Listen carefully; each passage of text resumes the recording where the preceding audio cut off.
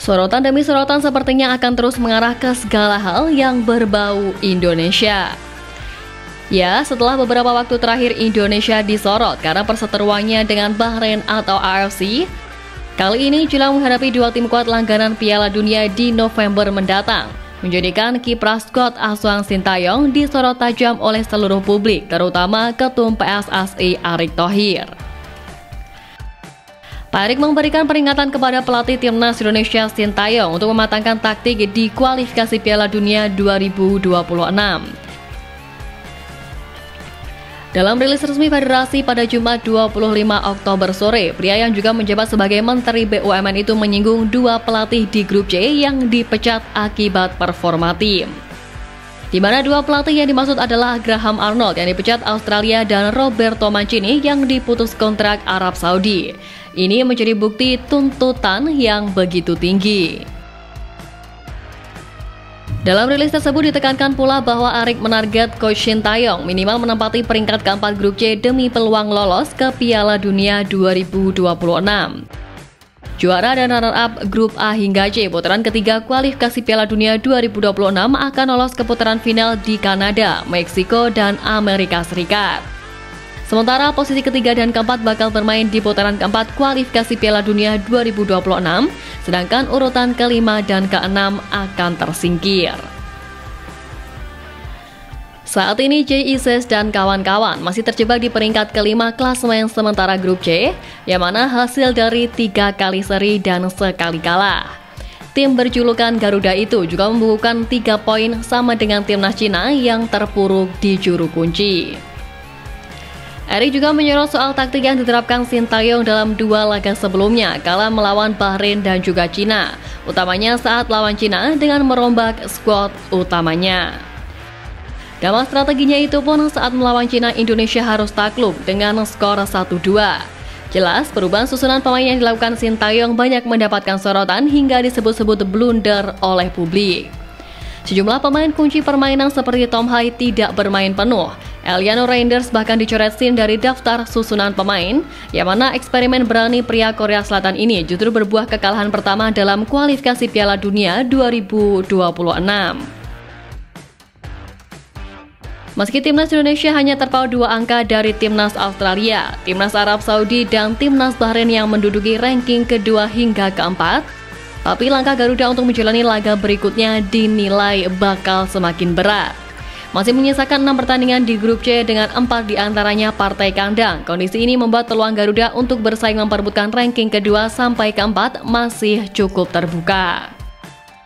Walau tak bisa dipungkiri, kesalahan Sintayong di laga melawan Cina sangat fatal, tapi pelatih Cina Branko Ivankovic mengakui bahwa timnas Indonesia bukanlah lawan yang mudah. Bahkan sebelum laga, menurut laporan media Cina, Ivankovic mengakui bahwa ia tidak bisa tidur nyenyak beberapa malam sebab sadar bahwa anak asuhnya melawan tim yang kuat. Pertandingan melawan Indonesia sangat serius dan sulit untuk bersantai, bahkan setelah selesai. Tentu saja hadiah terbesar ialah kemenangan. Kemenangan ini juga mengakhiri tren buruk Cina yang selalu kalah dalam 3 laga awal mereka di ronde ketiga kualifikasi Piala Dunia, di mana mereka kebobolan 12 gol dan hanya mencetak 2 gol. Rapor negatif tersebut sempat membuat peluang mereka untuk lolos ke Piala Dunia diragukan.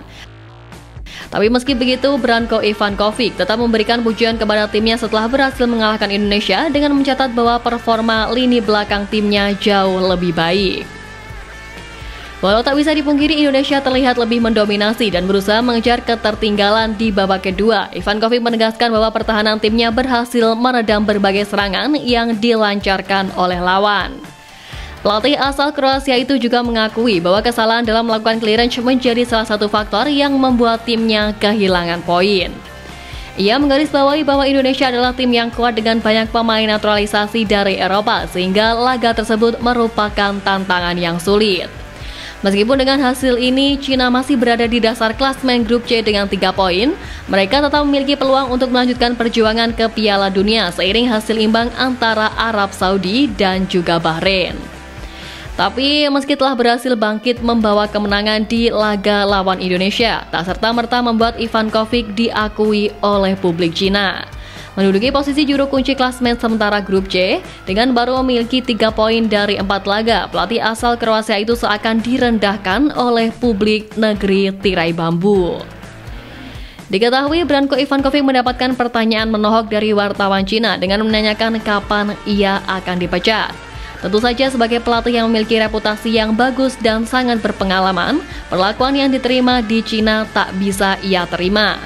Ia merasa tidak dihargai meski telah berjuang keras memberikan kemenangan untuk timnas Cina. Kemenangan yang disambut sangat emosional oleh para pemain setelah menelan 3 kekalahan beruntun di fase grup C, ternyata tetap membuat tuntutan publik Cina agar Ivancov mundur dari kursi pelatih timnas masih menggelora, bahkan sampai membuatnya risih. Tapi menariknya, meski tuntutan agar dirinya mundur dari kursi pelatih timnas Cina sangat jelas dirasakan, namun ia tetap fokus dengan pekerjaannya. Pelatih asal Kroasia ini juga bukan tipe pelatih yang sudah bisa meninggalkan tim dan siap meninggalkan timnya. Ivan pun malah berbalik menyerang fans timnas Cina yang dianggap tidak tahu apa-apa soal kondisi di dalam tim asuhannya saat ini. Termasuk ketika dirinya melakukan rotasi pemain cukup banyak di laga melawan Indonesia yang dilakukan sesuai analisa tim. Sebagai pelatih yang kaya akan pengalaman, ia mengaku mentalnya sudah kuat jika harus menghadapi publik yang seperti ini. Baginya yang terpenting adalah ia dan timnya tetap fokus untuk melakoni laga tandang ke markas Bahrain pada 10 November dan 5 hari berselang menjamu Jepang di kandang. Sebab jika tak bisa maksimal di laga itu, kekalahan bisa menjadi petaka bagi Cina. Euforia kemenangan atas Indonesia bisa lenyap begitu saja dan menjadi duka untuk mereka. Bukan tak mungkin Cina muncul sebagai tim pertama yang gagal lolos ke putaran final Piala Dunia 2026.